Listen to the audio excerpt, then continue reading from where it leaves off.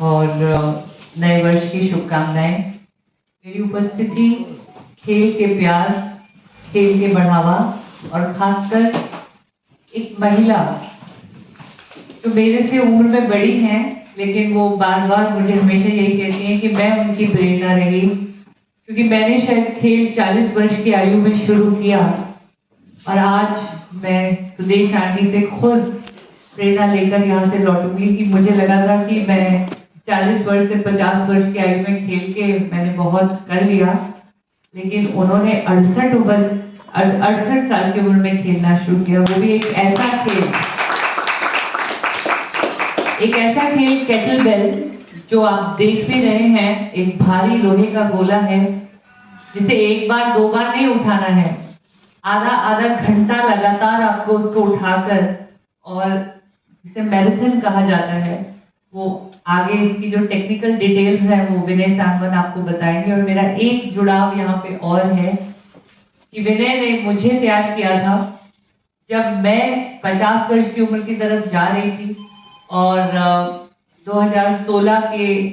Para Olympic medal जीतने के बाद मुझे लगा कि मैंने शिखर को छू लिया है और कहीं ना कहीं मैं सोच रही थी कि शायद रिटायर हो जाऊं, लेकिन तब मेरी मुलाकात विनय सांगवान से हुई और उन्होंने मुझे प्रेरित किया कि नहीं मैडम, उम्र तो बस इट्स जस्ट अ नंबर, आप दोबारा खेलना शुरू करें।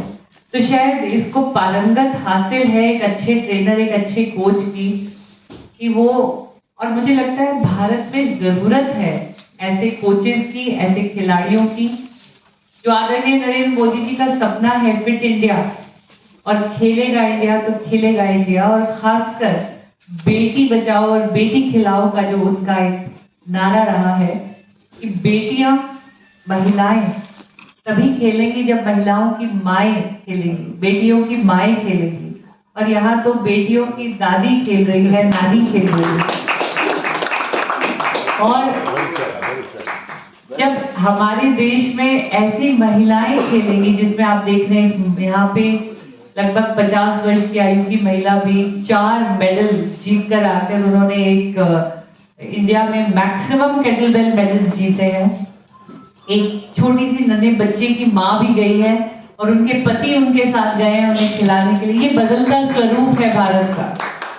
ये भारत, नए भारत, विकसित भारत का स्वरूप है जहाँ पे खेलों को प्राथमिकता दी जा रही है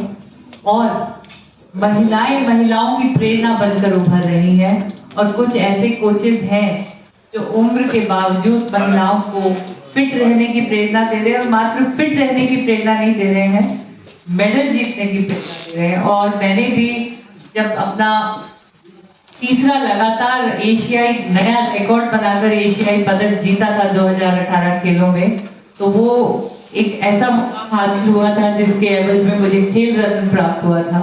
और अब मुझे उम्मीद है कि केटल बेल जैसा जो नया खेल है, एक नए खेल को भारत में प्रचलित करना, उस खेल की शुरुआत करना, ये स्ट्रगलिंग डेज हैं केटल बेल के लिए। केटल बेल अभी इतना प्रचलित नहीं है, पहली बार उसकी नेशनल फेडरेशन बनी है, वो भी विनय ने बनाई है, और फिर एक एक को पकड़ के खिलाड़ी तैयार कर रहे हैं। और दे से चैरिटी बिगिंस एट होम, और उन्होंने अपनी माँ के साथ एक एग्जाम्पल, एक अजूबा माँ बेटे की जोड़ी है जो दोनों इकट्ठे खेलने जाती है और जीत कर आती है। और सुदेश जी की तारीफ में जितना कहा जाए उतना कम है। आप लाखों, हजारों, करोड़ों महिलाओं की प्रेरणा है, केवल भारत में नहीं, आप प्रेरणा है पूरे संसार की, हर उस महिला के लिए जो ये सोचती है कि 60 साल हो गए, 65 साल हो गए। मुझे लगता है सीनियर सिटीजन जैसे शब्द को झुठलाकर इन्होंने जूनियर सिटीजन, क्योंकि खेलों में मात्र 2 साल पुराने हैं, और 2 साल पुराने होते हुए भी अंतर्राष्ट्रीय वर्ल्ड चैंपियनशिप में 70 साल की आयु में अपने देश के लिए मेडल लेकर लौटी हैं। तो बहुत बहुत शुभकामनाएं, बहुत बहुत अभिनंदन सभी खिलाड़ियों को, विनय सांगवान जी को, सुदेश जी को, केटल बेल की समस्त संस्था को, जो हमारे देश को एक नया खेल दे रहे। मैं आई कैन ड्रॉ पैरेलल्स, ऐसे ही छोटा छोटा करके तिनका तिनका जोड़ के पैरा स्पोर्ट के खेल बिल्कुल एक अनजानी पहचान से निकलकर आज अपने आदरणीय प्रधानमंत्री की हर मन की बात में उसका एक उच्चारण होता है, उसका एक जिक्र होता है। हाल ही में हुई मन की बात में भी प्रधानमंत्री जी नरेंद्र मोदी जी ने पैरा स्पोर्ट्स को सराहा है और मैं यहाँ से शुभकामना करती हूँ कि एक दिन ऐसा भी आएगा कि मन की बात में आदरणीय प्रधानमंत्री जी सुदेश जी की चर्चा कर रहे होंगे और केटलबेल जैसे खेल का भी जिक्र एक दिन जरूर हमारे स्पोर्ट्स के पटल पे इतने ही बड़े स्तर पे लिया जाएगा। सभी को शुभकामनाएं और नव वर्ष की हार्दिक बधाई।